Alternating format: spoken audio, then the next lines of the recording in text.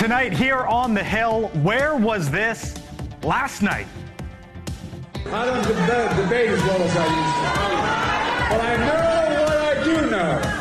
I know how to tell the truth. I know right from wrong. And I know how to do this job. After a debate performance sending Democrats into panic and openly talking about a replacement, a more energetic President Biden out on the campaign trail today. But is the damage for the Democrats already done? Joe Biden's problem is not his age. It's not his anything, really. It's got no problem other than it's his competence. He's grossly incompetent. What we are hearing from worried Democrats and what could come next. Plus, a live look at Capitol Hill. What about the other 468 down ballot races all across this country? How might they be impacted? The fallout from the first presidential debate. Come on in. I'm Blake Berman. This is The Hill on NewsNation.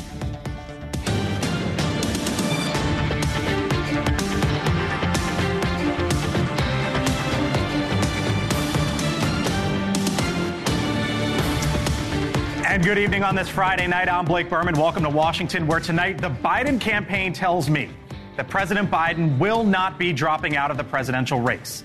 The president's future being raised by those within his own party after last night's presidential debate that we will likely remember for decades. A raspy voice, fumbling answers, a slow start, and little pickup from there led to, for example, this. The New York Times today splashed with editorials from Democrats calling for President Biden to get out. But I'm told that is not happening, and he will be at the next debate in September. Perhaps a potential public lifeline thrown to the president today, as the former President Barack Obama posted this, quote, "Bad debate nights happen, trust me, I know. But this election is still a choice between someone who has fought for ordinary folks his entire life and someone who only cares about himself." But it was more than just a bad debate. It raised the ultimate question about the 81-year-old president's mental fitness. There are 40% fewer people coming across the border illegally. It's better than when he left office. And I'm going to continue to move until we get the total ban on the total initiative relative to what we're going to do with more Border Patrol and more asylum officers. President Trump? I really don't know what he said at the end of that sentence. I don't think he knows what he said either. So that was last night. Today, though, a noticeable difference from President Biden during his rally in North Carolina.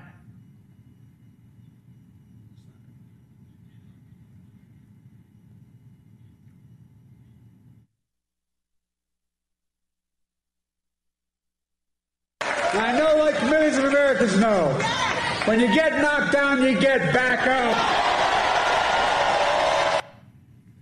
And at his rally today in Virginia, Donald Trump taunted other Democrats, saying he thinks at the end of the day, it will be Biden versus Trump.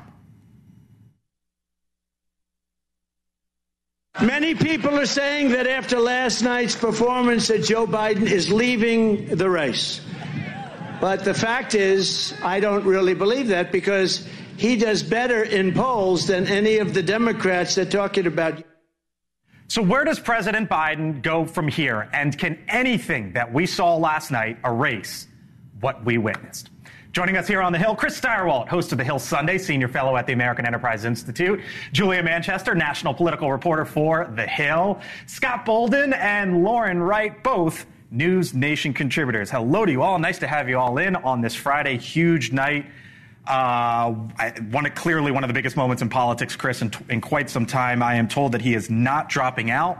If you take that at face value, what is before Joe Biden right now? What is before the Democratic Party right now? Well, what would they? I mean, I hate to be that way, but right. What would they say? Would they say, Blake, now that you mention it, we're get the hook, we're done. The reality is there was a reservoir of anxiety among Democrats.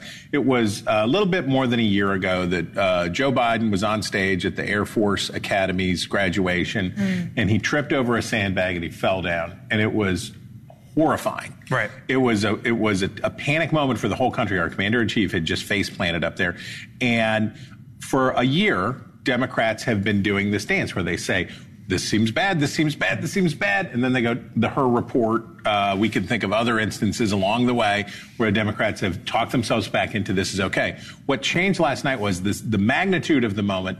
We didn't see anything from Joe Biden we haven't seen from Joe Biden before, but the setting in which it happened created a permission structure for influential Democrats to say, and the dam broke, and all these and so now all these people said it. Now, can Biden put it back together and prevent this from being basically pushed out? Maybe, but now we have to very honestly say maybe not. The OMG factor is real from some of the conversations that I've had. I'm wondering what you're hearing. Yeah, absolutely an OMG factor. And I think a question from Republicans and also some Democrats as to whether a second debate in September actually happens. Yeah, there is a real question as to why the campaign let him go out in this setting if he supposedly had a cold. And also, if he had a cold, why didn't you say something before and leak it in the middle of the debate? I don't know. Maybe there was some strategy behind it. We'll see. But right now, I think the question is, what about the second debate? Because Biden's locked into that. If he doesn't show up, that's going to be perceived as a sign of weakness. So Democrats last night, there was obviously a lot of the panic in what we're hearing today. But then we also, Scott, heard from Gavin Newsom, who is a surrogate for President Biden, and he basically told Democrats, you know what? Stop it. Cut it out right now. You got to fall in line. Here was Gavin Newsom last night. I'll get your reaction on the other side. The more time we start having these conversations, go down these rabbit holes, it's unhelpful to our democracy, our fate and future of this country. You can't even have the debate. I mean, I've heard Democrats say Republicans fall in line behind Trump, and they are horrible for doing so. Gavin Newsom's saying the same thing. We can't even have the debate right now. Fall in line. Well, but that's Gavin Newsom's opinion. There's a lot of debate going on. As I said earlier to you, I've been on the phone with donors and Democratic operatives from around the country who I find very reliable. There are two camps of the Democratic Party. Hey, we got to get Joe Biden out.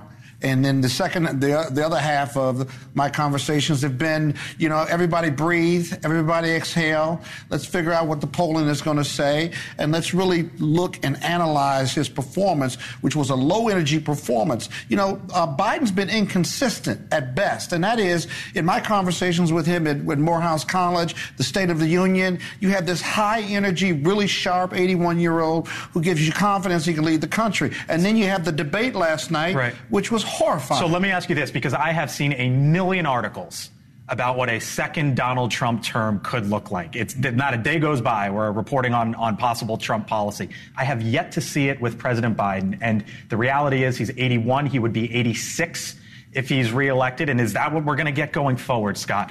What you just outlined, good on one night, bad on the other, as someone in his 80s. But the question is, can he get elected? It's not whether he can govern, because the last 4 years he's demonstrated he can govern, and with the support of several others, like any other president, he can certainly govern. Here, can he get elected? 50 million people watched that debate last night, right? Yeah. That's a lot of people to change if you're going to run from that perception and that big moment. And he's got to do the second debate, too, by the way. We should say that some news just broke while we were talking. The New York Times editorial board just did a House editorial calling on Biden to drop out. So we just showed some of those headlines. Those were the columnists. Correct, the columnists. And you're saying... This is the New York Times. This is the actual New York Times editorial board said it's time to go. Thank you, sir, for that. I want to... Congressman Glenn Ivey is out there in a second, and I'm going to get to the Congressman in a second. First, though, to you, Lauren. Nikki Haley said this earlier this year, and I'll get your reaction on the other side. And let me tell you, if we go and elect President Biden, that is a vote for President Kamala Harris all day long. Is she right there? Maybe not right now, but eventually, yes, because it's unimaginable that Biden can continue in this way for 4 years. What he really did to himself last night was not only did he not meet the bar of I'm able to do this and I have the capacity, he really worsened concerns that he can do the job in the next 4 years, worsened concerns that he can't do it right now. And so it could not be worse for Democrats. There's no way to overstate it. It's landscape shifting. I'm not an alarmist. I tend to think debates don't matter all that much. This completely changed the trajectory of the race, and of the government in the foreseeable future. All right, come on in, Congressman Glenn Ivey. He is a Democrat from just down the road from us in the state of Maryland. Congressman, thanks for being with us here on the Hill. So I just went to my phone, as Chris Steyerwalt just noted. It just dropped, Congressman, 5:59, so quite literally a minute before this show. New York Times editorial board headline, "To serve his country, President Biden should leave the race." You are where, Congressman? I'm not with that editorial. I haven't read it yet. I look forward to reading it. But, look, he had a bad night. But as Mr. Bolden was saying, I've seen him in other scenarios. State of the Union. We just went up with him to Philadelphia, where he gave a great speech. And I think today's speech should be reassuring as well. The comments about, can he actually do the job and can he govern? I think he's got a demonstrated track record that he can do that. He has done it and continues to do that. So I don't really see that as an issue. So to me, it's like, you had a bad first quarter, but the game's not over, and he should keep moving forward. Look, I mean, there's a difference, Congressman, between, Barack Obama and Mitt Romney and answers on Russia. And I'm the president at the time. I'm busy. I didn't get to prep, so on and so forth. And what we saw last night. And I wonder why you feel that today is reassuring, because if you're dealing with a potential commander-in-chief who is 84, 85, 86 in 3 years from now, and yet we see him good day, bad day, why should the good day be reassuring? I don't know about the good day, bad day scenario. I really, that's the performance I saw last night I've never seen before. And I kind of doubt that I'll see it again. And I do remember Ronald Reagan, for example, in one of his debates, getting lost in one of his, I think it was his closing statement in the debate. And, people didn't question whether he could, well, people did question whether he could govern again, but he was reelected by a landslide. And I didn't like his policies, but I think he, ran the government in a competent way, even though I disagreed with his policies. So, look. Okay. I think Biden's going to be fine. I really do. And if Democrats can have the discussion, they can have the debate, but I don't think the need to panic is where we are right now. What is the pressure on you like right now, Congressman, if any at all? Has the White House reached out, donors reached out, the campaign reached out, some or all of the above? I've had conversations with people a lot on the House floor today when we had votes. Democrats were talking about how things had gone last night, and other people have contacted me.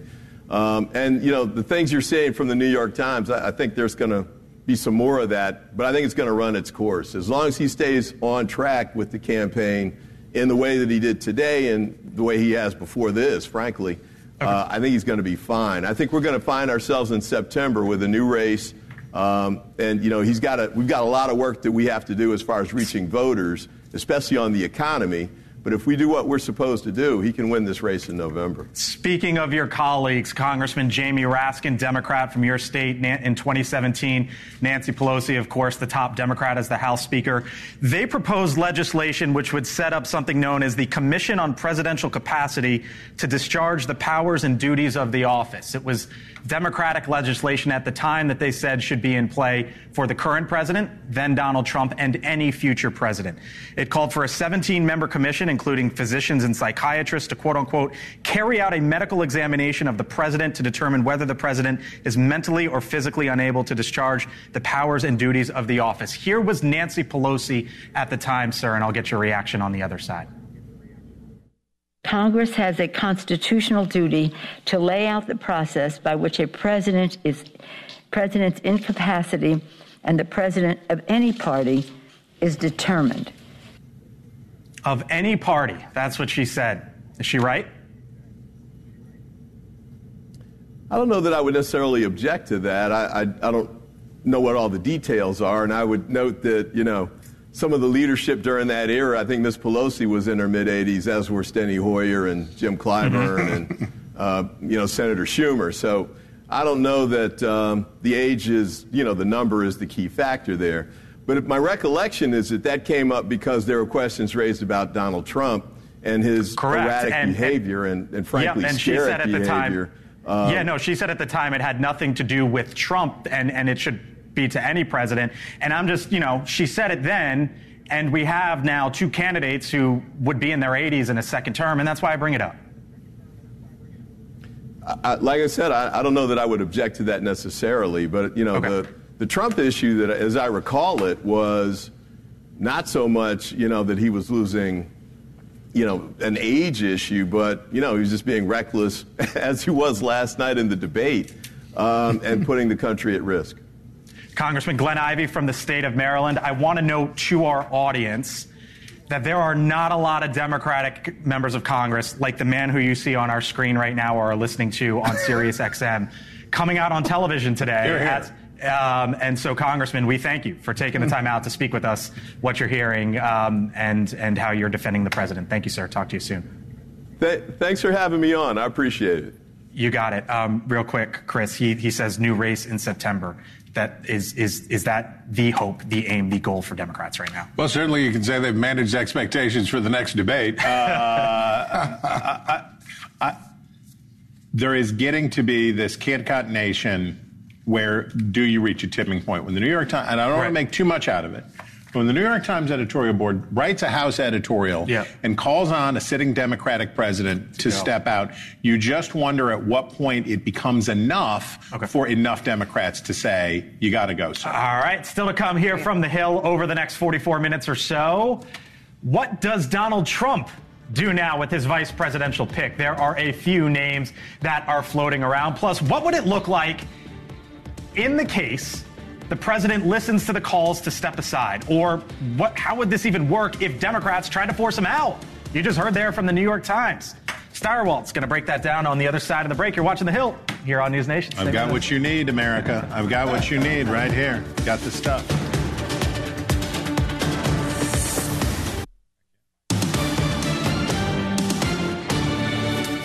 All right, welcome back here to The Hill on NewsNation. So in the unlikely scenario that Democrats decide they want or need to replace President Biden as the party's nominee for the White House, what could that potentially look like and how would it work? Taking out the paper with the info as the man, Steyerwalt, breaks it down. Chris? Many people are saying this is the best paper. Okay.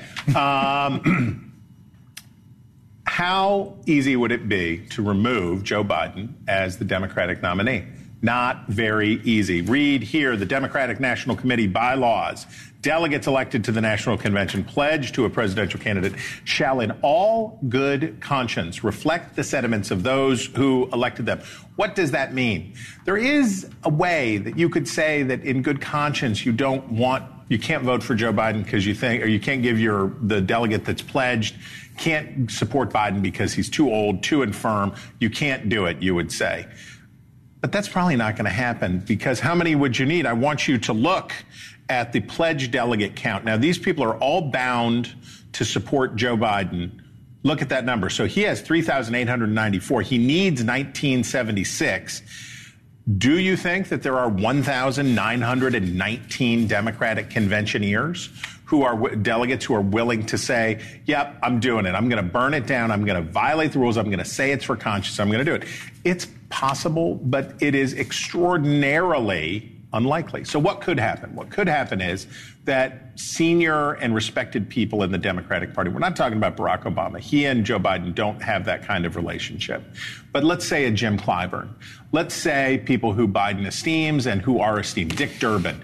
And as Republicans did to Richard Nixon once a long time ago, go to Biden and say, you got to go. It's time. You have to leave. And they have to say something that is really hard to say in politics, which is, and if you don't, I will walk out of here and I will tell the people that we're going to try to take it away from you. We'll probably fail, but we'll try to take it away from you if you don't go of your own volition.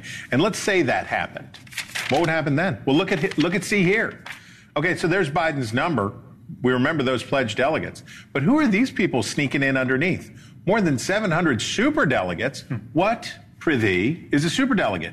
Well, these are people who are not allowed to vote on the first ballot unless they're voting by acclamation. These are state chair people. These are elected Democrats, governors, senators, members of Congress.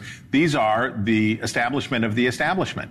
And if those 3,894 delegates are loosened because Joe Biden drops out of the race and they're up for grabs, if nobody gets it on the first ballot, what happens? Those 700 plus superdelegates swing in, and that's where the party decides. So that's what you might have to look forward to if a group of senior Democrats tell Joe Biden it's time to go. Steyerwalt breaks it down. Thank you, Chris. Heck yeah. I don't know how unlikely this is, though. I mean, I just go back to the severity of last night. Democrats have hinged their entire campaign message on democracy's at risk. What's less democratic than forcing an empty suit on people who can't explain, let alone defend, his own policies? They've hinged the campaign on Donald Trump's a liar. What's a bigger lie than this guy is totally fine and he's as sharp as he's ever been? I mean, people can see with their own eyes. And then the cynical nature of not even entertaining the Kamala Harris possibility. She's the heir apparent. She's the one Biden chose. He said, this is the future of the party. I'm a bridge. And it seems like because she's perhaps not electable and she's less popular than him, they're not entertaining the possibility, but that might be the best thing for the party. I think she's the most likely person. Agree. If Biden steps aside, I think she's the most likely person. I don't think it's a cert. Yeah, I don't think it's a cert, but I think she's the most likely person. And the way that this race would change in that sense would be if Democrats say, we might lose with Harris, but we will certainly lose with Biden, and therefore it becomes worth taking a risk on somebody whose reputation might be do that now? Yeah. Well, Blake, if all that comes to fruition, I don't think it will in the end. But if it does come to fruition, it'll be interesting to see whether the party and the convention gives it to Harris or whether there's a floor fight for who the nominee will be, like from a Gavin Newsom or from some other governor from some popular state. And this is what I want our parties to do. Just give it to her. Get back to the business of deciding. So we started off the show with you giving me a little bit of breaking news. New York Times editorial board calling on the president. I was just told in my ear, Dr. Ben Carson is going to be joining us here on the Hill in moments. You're going to want to stick around for that. If you're Donald Trump, what do you do next? What do you do from here? Would you show up to the second debate? Who might you choose as your running mate? Could it be Ben Carson? You're watching The Hill here on NewsNation.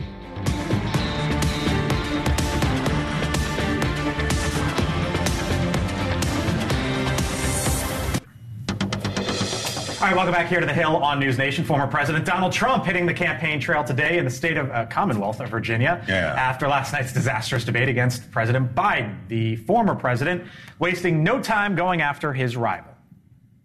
The question every voter should be asking themselves today is not whether Joe Biden can survive a 90-minute debate performance, but whether America can survive 4 more years of crooked Joe Biden in the White House. Okay, so we've talked a lot here about Democrats and President Biden. Let's turn it now, Julia, to Donald Trump. Yeah. There's a scheduled debate in September. Yeah. Should he debate Joe Biden, or should he just take the victory from last night and say, see you on November 5th? You know, that's a good question, because I was asking the inverse of that question last night. But I was chatting with a Republican donor, Trump donor, last night, and I said, look, is there going to be a second debate? And his answer was, not with Biden. So I would think that theoretically it would make sense for Trump to commit to a debate, to say he would debate Biden. But at the same time, I also see the logic of saying, what's the point? I think it's hard to actually, no, I backtrack on that. I think it's hard to say what's the point, because you are, turning down a challenge. He is not one to turn down a challenge. And this is different from the Republican primary debate. This is a whole other electorate. Now he's going to, so the convention is July 15th. And so what is that? 17 days away, give or take, something like that. He's going to have to choose a running mate, right? So after last night, Lauren, if you're Donald Trump and you take all of this in, now granted, he says he's got his pick. He hasn't revealed it. Who knows if he's actually made his final choice. You take all this in and you're Donald Trump, you do what, or you choose who? I don't think anything changed as far as the VP pick last night. He's always needed someone more moderate and more balanced and less MAGA than he is, because he needs the swing voters that put him in the White House in 2016. He needs the moderate Republicans that fled and went to Biden in 2020 because they were so upset with the chaos and the COVID policy. So he still needs someone to balance him out. Does it make a huge difference? I don't know, but it could be part of this arc where he's transitioning into convincing swing voters that I'm a safe choice and I'm more normal than you think I am. So Scott, our resident counsel here on the Hill, is the only one between Donald Trump and the White House right now, potentially Judge Marchand, because there is a sentencing on July 11th, and I wonder if you're Judge Marchand now. Look, the judge is supposed to be independent, right? If he were to actually incarcerate Donald Trump, how that would shake everything up. Yeah, they'd have to figure that out. I don't think politics is going to come into play with Marchand. I think he's going to do what he would normally do as if Donald Trump was any other defendant and Donald Trump isn't. The real question is, if he sentences him to a year or 6 months, when does he begin that service? It'll stay the sentencing. He could suspend the sentencing, stay it, and then let Donald Trump appeal whatever he's going to appeal. So I wouldn't expect Donald Trump to be incarcerated, because they're going to keep him out until he runs through his appeal. So I don't think incarceration is a reality. What is a reality is if he wins the race or he loses the race, how soon the ramifications of these other 3 trials that are going to go forward, as well as the incarceration. All right, so the question of former President Trump's vice presidential pick is still out there. Several of Trump's leading picks for vice president were actually seen together last night in Atlanta, Georgia, and that includes Dr. Ben Carson, the former Secretary of Housing and Urban Development in the Trump administration. He is also the author of the book, The Perilous Fight, Overcoming Our Culture's War on the American Family. Dr. Ben Carson, former secretary in the Trump administration, joins us live. Dr. Carson, thanks for being with us here on the Hill. Appreciate your time, sir. Thank you for having me. Of course, of course. So Donald Trump said today that the issue with Joe Biden is not his age, it is his competence. You are a neurosurgeon, as you know. You know a thing or two about the human brain. Do you agree with Donald Trump there that it's an issue not about the age of Joe Biden, rather his competence? There are a lot of people who are much older than Joe Biden who are perfectly cognizant of what's going on, expressing themselves well and leading normal lives. You have to ask yourself the question, if you were a patient, you're about to have surgery, and somebody like Joe Biden showed up, would you go undergo that surgery? Would you get on an airplane if somebody like him showed up as a pilot? Would you let somebody like that drive the school bus your kid was on? Of course you wouldn't. And yet we want to give him the most responsible position in the world. The really sad part of that is not only did we see this in the United States, but the rest of the world saw it too. They know that we're a rudderless ship, no leadership whatsoever. That's going to cause some of our adversaries to be more adventurous. And that could really result in a catastrophic situation. Those who are keeping Joe Biden as their leader and presenting him as the leader for our country are putting at risk all of us. Let me ask you a couple policy points here, Dr. Carson. Abortion. The former President Donald Trump was asked about it last night. He said this. I'll get your reaction on the other side. What I did is I put 3 great Supreme Court justices on the court, and they happened to vote in favor of killing Roe v. Wade and moving it back to the state. I believe in the exceptions for rape, incest, and the life of the mother. I think it's very important. He seemed to hedge there with his appointments of the Supreme Court justices. They just happened to vote in favor of killing Roe v. Wade. He's against a national abortion ban. He's for exceptions, rape, incest, and the life of the mother. Did he let you down there with that answer, Dr. Carson? I think he is playing the middle of the road there, and I think he's also doing what should be done. You know, the Constitution was designed in such a way that the people would be the ones that make the major decisions. And you want to put it closer to the people, you put it at the state level where the people have access to their legislators. So having a few men in robes make major decisions for the entire population, I don't think was what was the original design. The good thing is, whether you believe in life at 6 weeks, 15 weeks, or conception, you're still all under the same umbrella of pro-life, moving toward a situation where we have a society that honors human life. That's a major goal that we should all be accomplishing. The former president is seemingly gaining more support among the black community. New York Times poll, if you haven't seen it, shows him at 22% in a 5 or 6-way hypothetical race among the black community. Donald Trump called into an event with black supporters in the state of Georgia earlier this week, and here's what he said. The mugshot is the best. It just beat Elvis Presley and Frank Sinatra by a lot, by the way. Beat them by a lot. But that's the number one mugshot of all time. It's really an amazing thing. Since it happened, the support among the black community and the Hispanic community has skyrocketed. Is that the way he should be courting black voters, Dr. Carson? I think that probably was meant to say that the black community has a lot of people who experience injustice in our so-called justice system, and that they can identify with him. That's what he was trying to say. Sometimes it is inartfully articulated, and then people began to look more at why it was said that way rather than what the point was. Do you want the job? Do you want to be the VP if he taps you, if he asks you?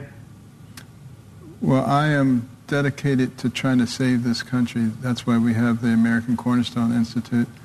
Whether I do that from inside the government or outside the government, you can count on the fact that I'm going to be doing it. All right. Dr. Ben Carson, we have to leave it there. Thank you for being with us here on the Hill on this Friday afternoon. Appreciate it. A pleasure. Thank you.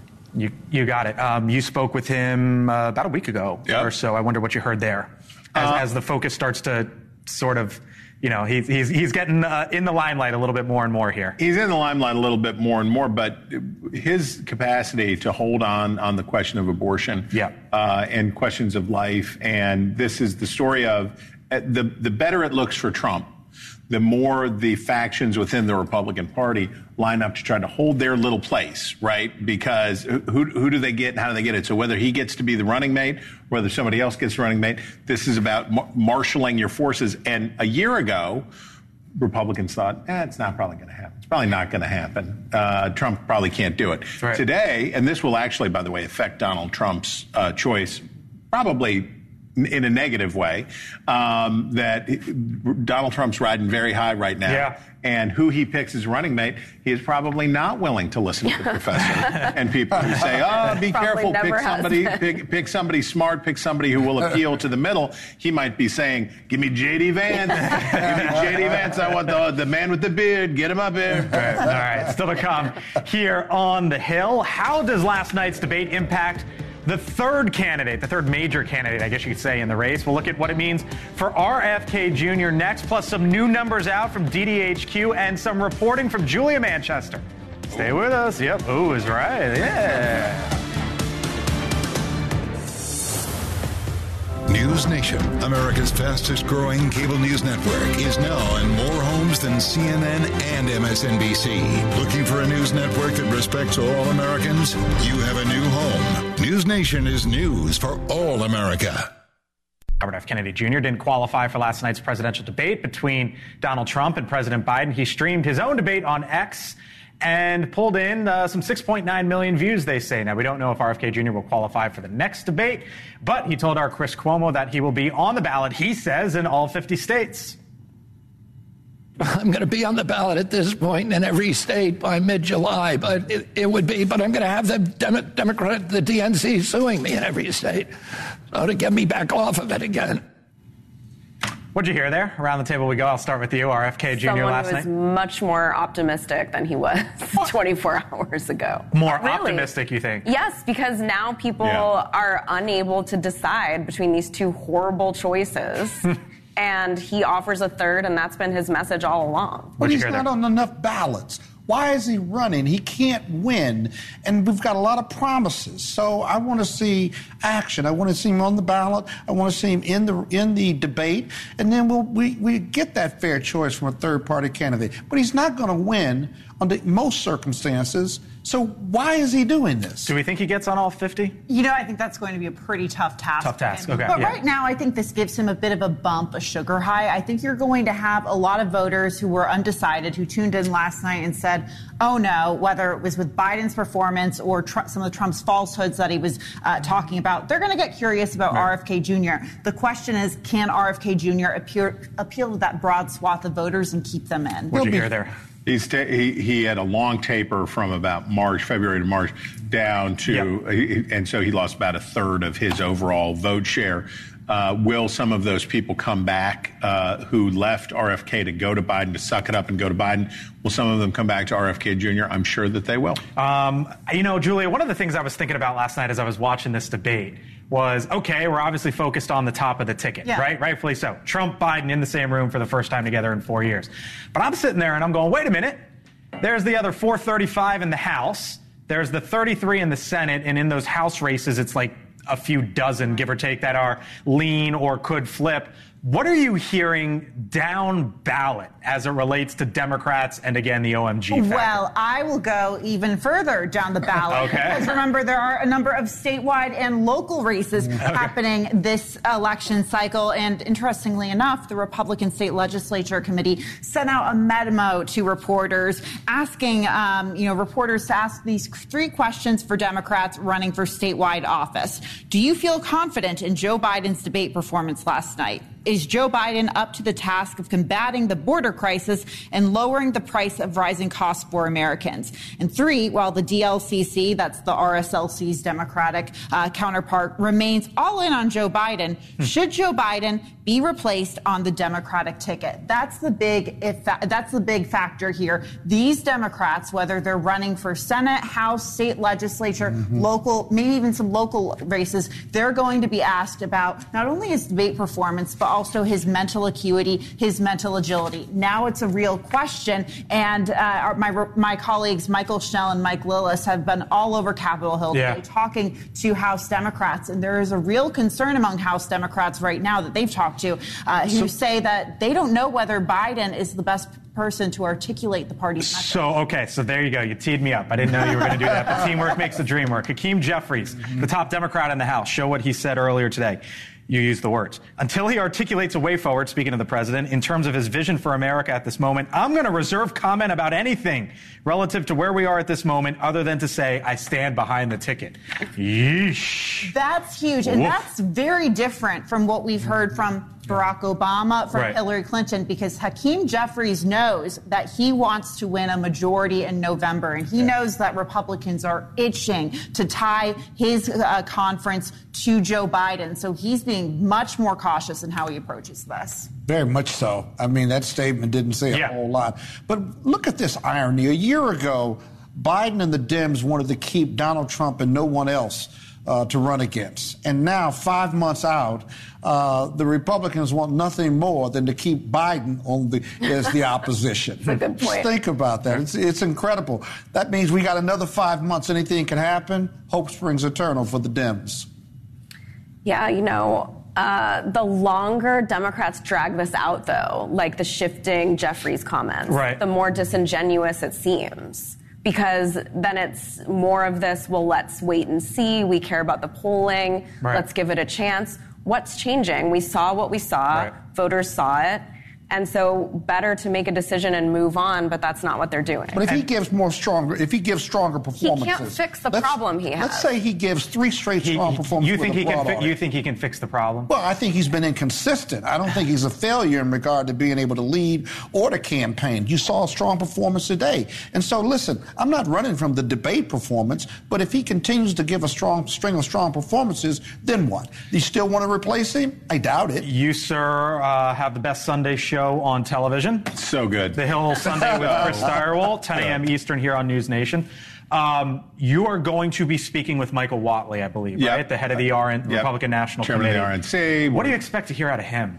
Probably a lot of giddy laughter, probably a lot of excitement for the moment. One of the things I'm really excited that we're going to do, though, we're We're going to break down these Supreme Court rulings. This has been a huge week. 50 years from now, we may look back on the events of this week and forget about this debate and remember what these Supreme Court decisions have done, particularly the one about trying to make Congress do its job again. We're going to break all that down. We're going to talk about it with experts and smart people and all that stuff. That is The Hill Sunday with Chris Starwell, 10 o'clock Eastern here on NewsNation and around the country. You can see it as well. Before we had to break with Leland Vittert, I would just note the news that you brought to us, which quite literally broke it at 5:59 Eastern here on the East Coast, which is the New York Times editorial board as a whole at this moment, at this hour, has called on the sitting Democratic president of the United States to drop out of the presidential race. That just some of the backdrop here in Washington and across this country throughout the day. Leland Vittert, host of On Balance, joins us on the other side of the break. Stay with us. You're watching The Hill here on NewsNation.